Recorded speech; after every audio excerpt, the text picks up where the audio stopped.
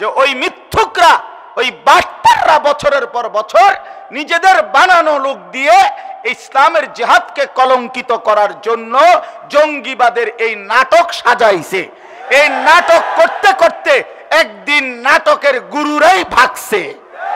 ইমানদারও আছে, বাংলাদেশও আছে, স্বাধীনতাও থাকবে, সার্বভৌমত্ব থাকবে ইনশাআল্লাহ, ইনশাআল্লাহ, ইনশাআল্লাহ। নাটকের গুরুরাই ভাগছে, পলাইছে, সোজা হিসাব। এজন্য ইমানদারকে ধোঁকা দিতে নাই, ইসলামের বিরুদ্ধে ষড়যন্ত্র করতে নাই। শেষ পর্যন্ত জালেমি হেরে যায়, ইমানদার জিতে যায়। এটাই সত্য, এটাই বাস্তব, এটাই বাস্তব, এটাই বাস্তব। আল ইসলামু ইয়ালু, নবী সাল্লাল্লাহু আলাইহি সাল্লাম বলেন ইসলাম চিরবিজয়ী থাকবে, ইসলাম চিরবিজয়ী থাকবে। কারো ষড়যন্ত্রে এই পৃথিবীতে ইসলাম নিশ্চিহ্ন হবে না ইনশাআল্লাহ।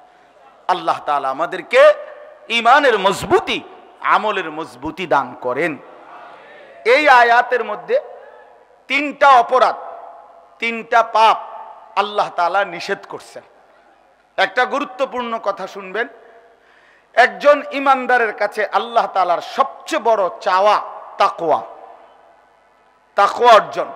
মুমিন, তোমার কাছে আমি আল্লাহর চাওয়া ইত্তাকুল্লাহ, ইয়া আইয়ুহাল্লাযীনা আমানুত্তাকুল্লাহ, ইত্তাকুল্লাহ, ইত্তাকুল্লাহ, ইত্তাকুল্লাহ। এই কোরআনুল কারীমের মধ্যে আল্লাহ তাআলা বারবার এই কথাটা বলছেন, তাকওয়া।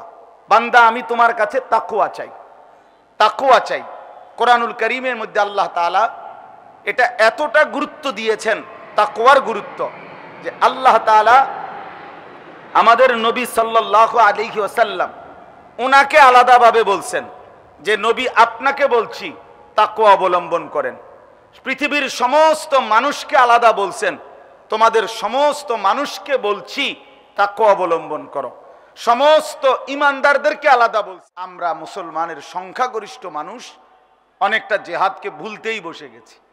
অথচ জিহাদ, রাসূলুল্লাহ সাল্লাল্লাহু আলাইহি সাল্লাম বলেন যারওয়াতু সানামিহি আল জিহাদ, ইসলামের সর্বোচ্চ শিখর চূড়া জিহাদ ফি সাবিলিল্লাহ।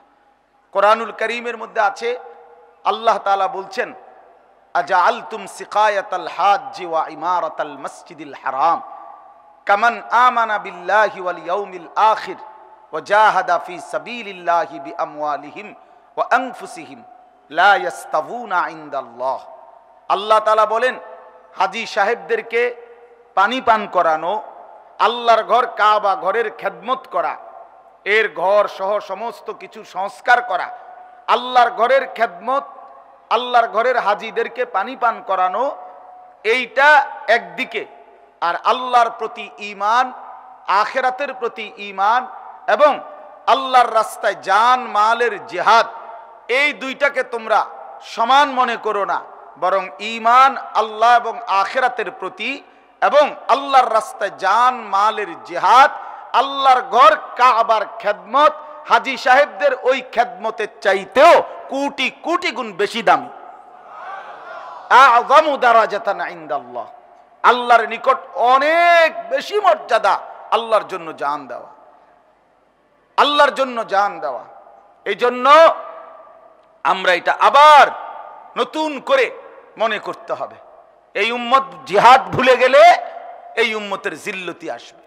ইদা তারাকতুমুল জিহাদ ফাসাল্লাতাল্লাহু আলাইকুমুয যিল্লাহ। আল্লাহর নবী সাল্লাল্লাহু আলাইহি ওয়াসাল্লাম বলেছেন, আমার উম্মত তোমরা যখন জিহাদ ছেড়ে দিবে তো আল্লাহ তাআলা তোমাদের উপরে জিল্লতি, অপমান, অপদস্থতা চাপিয়ে দেবেন। এজন্য প্রিয় ভাই আমার, বন্ধু আমার, এই শব্দ আপনি বুঝতে শিখেন।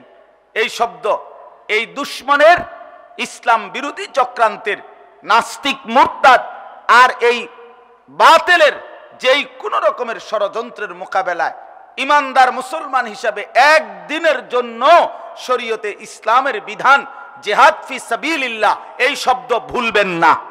বলেন ইনশাআল্লাহ। বলেন এই শব্দের নাম কি? বলেন জিহাদ ফি সাবিলিল্লাহ। বলেন সবাই, বলেন, আবার বলেন, আবার বলেন, আবার বলেন। এটা ভুলবেন না। জিহাদ জঙ্গি নয়, জিহাদ জঙ্গিবাদ নয়,